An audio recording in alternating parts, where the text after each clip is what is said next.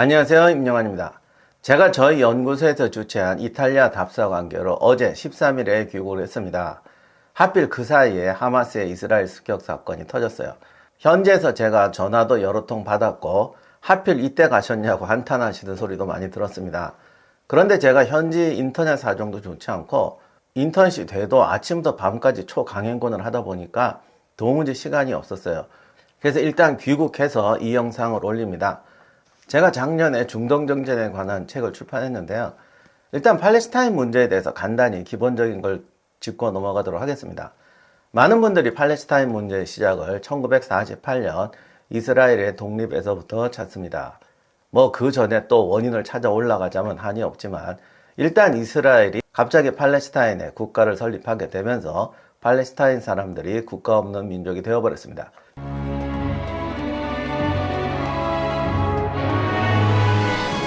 이스라엘이 건국해서 팔레스타인 사람들하고 잘 지낸다면 그나마 문제가 좀 적었을 텐데 이게 여러 가지 복합적인 문제를 낳습니다. 일단은 이 독립할 때부터 국경이 이상하게 만들어집니다. 팔레스타인과 이스라엘 문제가 터질 거라는 걸 사실 유엔이나 영국이나 하여간 그때 강대국들도 알았죠. 그러다 보니까 애초에 국경선이 뭐라 그럴까, 나폴레옹이 보면 아마 정말 질겁할 국경으로 만들어집니다. 국경이란 기본적으로 국가와 국가의 관계고 국가와 관계는 협력이면서 대립적일 수밖에 없습니다. 오히려 국가 간의 상호 호의적인 관계는 상대방의 힘의 균형이 만들어질 때, 혹은 참 잔인한 얘기지만 강대국과 약소국 간의 관계가, 합리적인 표현이 좀 이상합니다만 어쨌든 그 순환되는 구조로 만들어질 때 그나마 평화가 유지되는 건데, 이 국경은 당시 팔레스타인과 이스라엘 사람들이 싸우지 않게 한다는, 어떻게 보면 굉장히 행정적인 마인드로 이상하게 만들어졌어요. 제가 그렇다고 해서 이것이 원인이고 이스라엘에 책임이 없다 이런 말을 하는 건 아닌데, 이런 부분이 오히려 더 갈등을 부추기게 됩니다. 자관 이렇게 되면서 이스라엘이 건국하자마자 중동 전쟁이 발생했고, 중동 전쟁의 와중에 이스라엘은 이 불합리한 국경을 자신들에게 최대한 유리한 국경으로 바꾸기 위해서 주요 도시를 점거하고 팔레스타인인들의 소개 작전을 펴니다.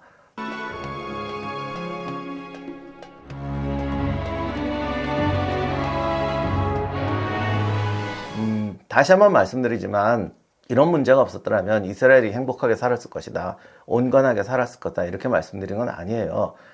아무튼 이스라엘은 팔레스타인 국경을 강제적으로 재조정을 했고, 이후에 벌어진 중동전쟁이 아랍권의 패배로 귀결되면서 팔레스타인은 요르단강 서안지구와 지금 문제가 되고 있는 이스라엘과 이집트 사이의 가자 지구에 팔레스타인 정착촌이 형성되게 됩니다.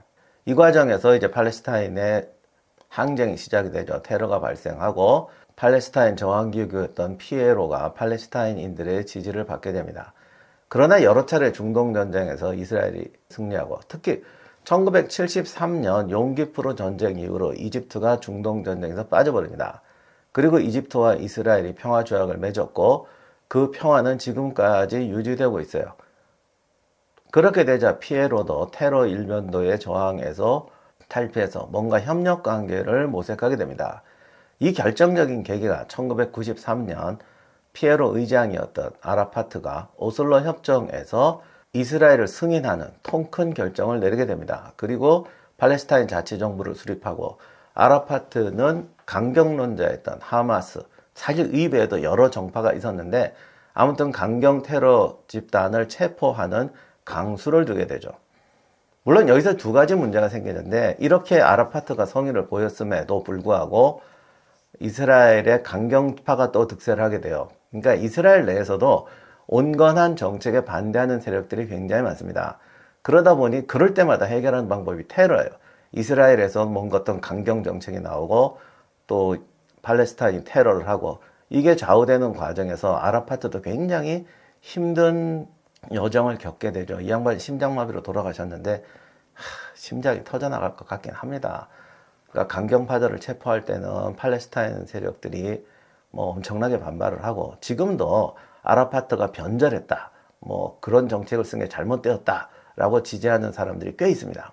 아무튼 아라파트의 이스라엘과의 타협 정책은 참 우여곡절을 겪다가 사실상 실패하게 됩니다. 그리고 이 과정에서 하마스는 더욱더 강력해져서 다른 강력한 여러 정파를 누르고 독자 세력화하게 됩니다. 그래도 아라파트가 살아있을 때는 뭐 정책에 대한 불만이 있어도 팔레스타인인들에 대한 어떤 감정적인 지지가 있었습니다. 오죽하면 저 양반이 그러겠느냐, 그런 신뢰가 있었는데, 이 지도자가 모순된 정책을 감행할 때는 정말 인망과 신뢰가 있어야 돼요. 근데 아라파트가 죽고 나니까 그 다음 세력들은 그런 투쟁의 경력이 없는 거죠. 투쟁의 경력이 없는 사람들이 이스라엘과 타협해서 온건 정책을 쓰겠다 하면은 사람들이 어떻게 생각하겠어요?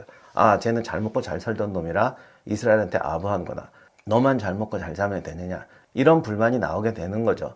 팔레스타인 정착촌 자치지구 자체가 요르단강 서안지구와 가자지구로 나뉘어져 있습니다. 요르단강 서안지구는 그래도 팔레스타인 자치정부 세력이 좀 강하고, 가자지구는 그야말로 강경론으로 바뀌어서 지금 하마스의 거점이 되어버리게 됩니다. 하마스가 내세우는 목표는 예루살렘 회복, 1948년에 상실했던 도시들의 회복, 더 나아가서 이스라엘의 말살, 이런 이스라엘이 받아들일 수 없는 목표를 제시하고, 이 목표를 달성하는 방법으로는 강경투쟁, 테러를 지지하고 있습니다. 그러면 이에 대한 이스라엘의 입장은 어떤가? 앞에서 말씀드린 것처럼 이스라엘도 강경파와 온건론이 대치 중입니다. 아라파트와 함께 공존을 추구했고 함께 노벨 평화상을 수상했던 이스라엘 총리 라빈이 암살되었다는 것이 중요한 증거죠. 그런데 이 라빈의 암살이 참 의미가 깊은 게, 사실 라빈이야말로 초강경파였어요. 정말 고등학교 졸업하고 유격대에서 자라서 6.1 전쟁의 원인을 제공한 사람이 라빈이었다. 시리아에 대한 끊임없는 도발과 강경책 때문에 6.1 전쟁이 발생했다.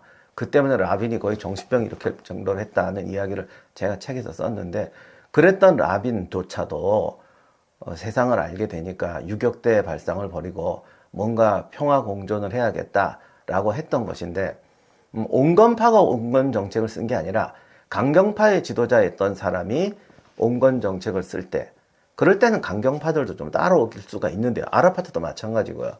그래서 양쪽 강경파 투쟁의 상징이었던 두 사람이 손을 잡았는데, 한 사람은 신뢰를 잃어버리고 한 사람은 암살되는 이런 결과를 맞이하게 된 거죠. 그만큼 이스라엘 내에서도 강경파가 만만치 않습니다. 그런데 이러한 강경파의 논리도 세월이 지나다 보니까 이스라엘 내에서도 많은 젊은이들이 전쟁의 염증을 느끼게 되고, 이스라엘의 준 전시 상태에 대해서 좀 불만을 가지는 사람들이 많이 생겼습니다. 저희가 한 10년 전만 해도 그런 얘기를 많이 들었어요. 그러다 보니 이제 이스라엘 젊은이들이 점점 온건해지니까 뭔가 팔레스타인과 공존의 길이 열리지 않겠는가, 이런 생각도 했는데, 이게 또 복잡한 문제가 터지는데요. 이스라엘 사람들이, 전후 세대들이 전쟁의 염증을 낸다는 것이 반드시 팔레스타인에 대한 인도적인 입장에서 그들과 공생해야겠다, 이런 사람도 있어요. 그러다가 정말 추방까지 당하고 고난을 겪는 사람도 있습니다만, 기본적으로는 이스라엘이 준 전시 상태를 유지하다 보니까 이스라엘의 국가 체제가 불안해지는 겁니다. 모든 국가는 전쟁이 나면 국내 정치가 이제 계엄 체제가 됩니다. 독재, 강력한 국가 통치, 집단주의, 이런 것들이 전쟁을 오래 겪다 보면 그 나라의 체제로 다듬어지게 되는 거죠. 이스라엘은 건국 이래 이런 고민을 가지고 있었어요. 그런데 이스라엘 건국 세력들은 이스라엘의 건국을 선포하는 순간 이스라엘이 전시체제, 그것도 그냥 전시체제가 아니라 그야말로 남자 여자 할 거 없이 총력전으로 나가야 하는 전시체제가 도래할 것을 알고 있었습니다. 그러면 전쟁에서 승리하더라도 이스라엘이 그야말로 파쇼적인 체제로 갈 수가 있고, 그런 것들이 국론을 분열시켜서 전쟁에서 패배할 수도 있는 거죠. 더욱이 벤구리온을 위시해서 이스라엘의 건국 세력들은 대부분 러시아나 동구권에서 고통받던 사회주의 세력들이었습니다. 그러다 보니 더더욱이 국가 체제에 대한 반감이 심했는데, 이 사람들이 건국한 나라가 건국하자는 순간부터 전시체제로 돌입해야 되는 거예요. 그래서 이스라엘의 파시즘화를 걱정했던 건국 세력들은 이스라엘의 국가 체제를 정말 묘하게 만들어요. 그야말로 사회주의와 군사 정권이 혼합된 기비묘묘한 체제를 만들어 놓습니다.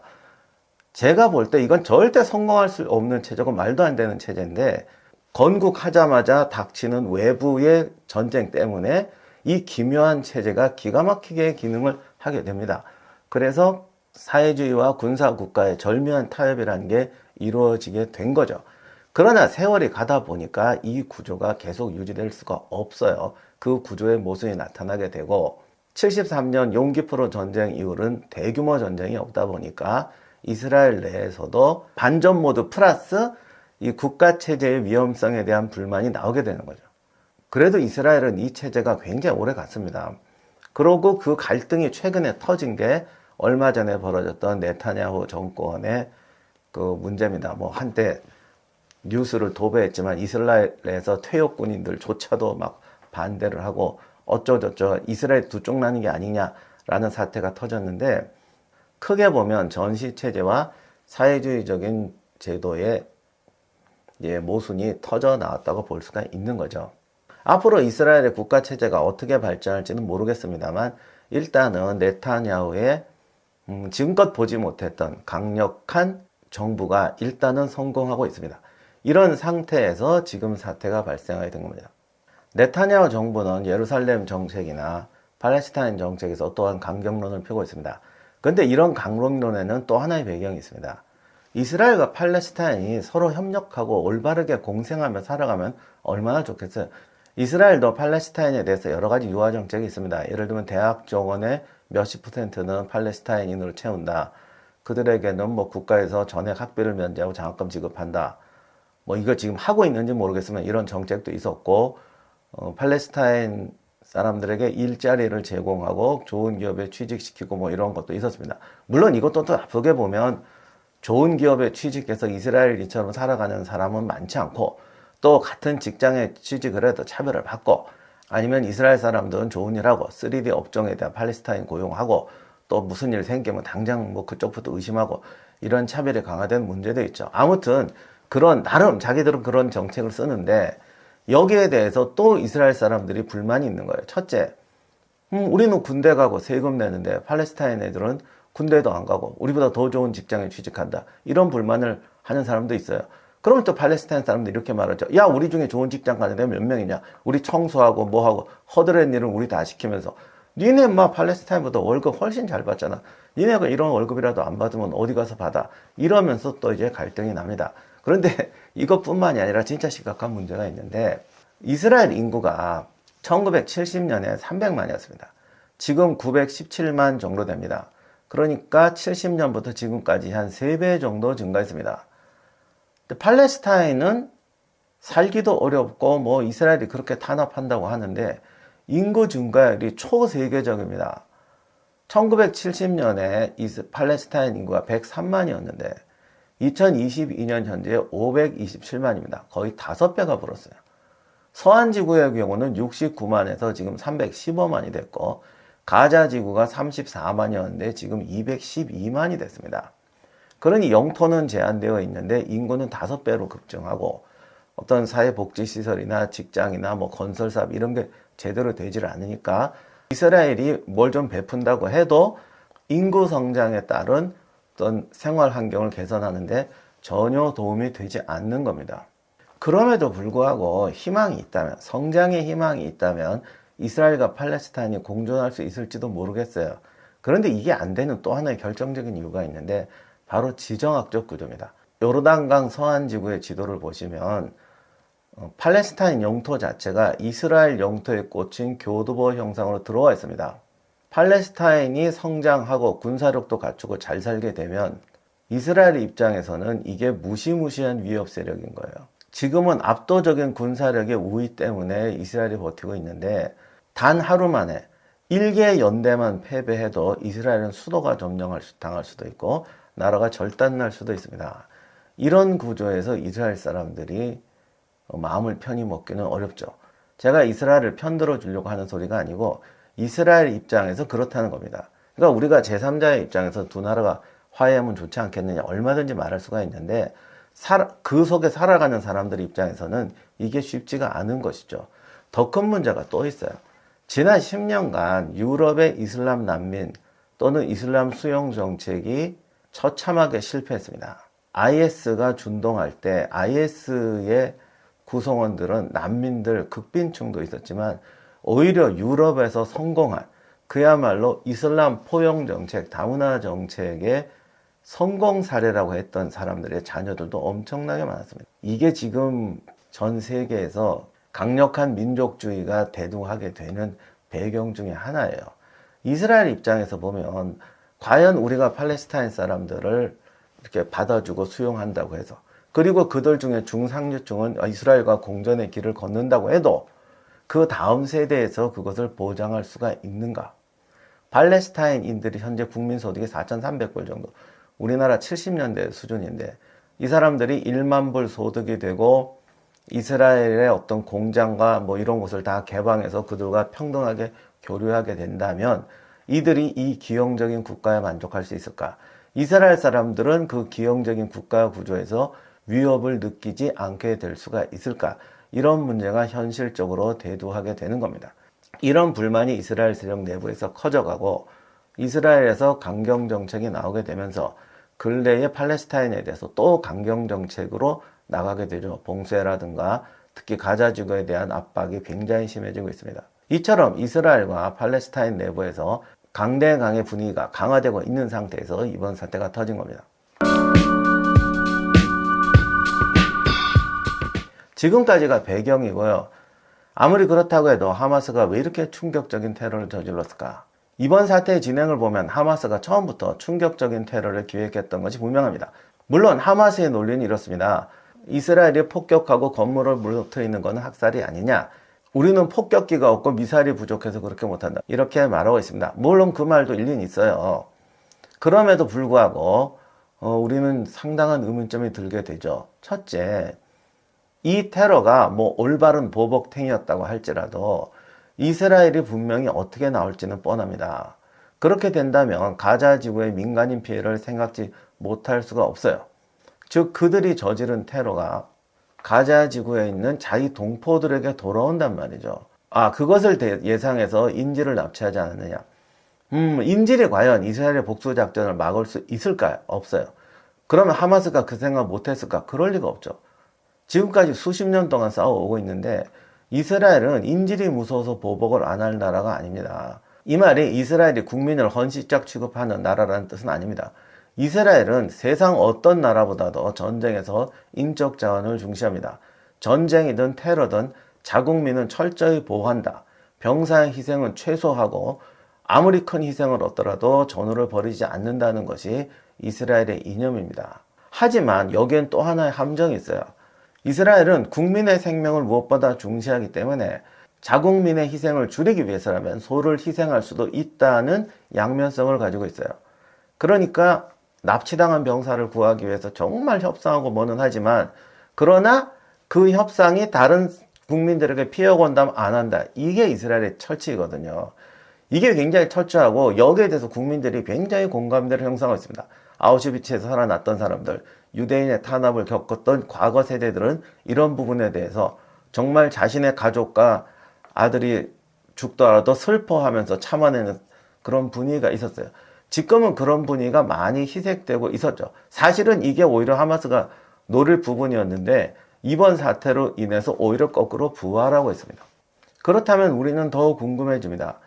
하마스 이번 공격은 희석되어 가던 이스라엘의 어떤 국민정신, 희생정신을 오히려 복돋아주고 있어요. 더욱이 요 직전에 이스라엘이 정말 건국 이래 최대의 분열 사태를 겪었습니다. 더욱이 군인들, 예비군들, 과거 전쟁에서 싸웠던 사람들의 저항이 거셌어요. 그런데 하마스의 공격은 네타냐후의 정책이 옳았다, 또는 네타냐후 정권에 저항하던 국민들에게 저항의 논리를 무너뜨려버리는 결과를 초래하게 된 거예요.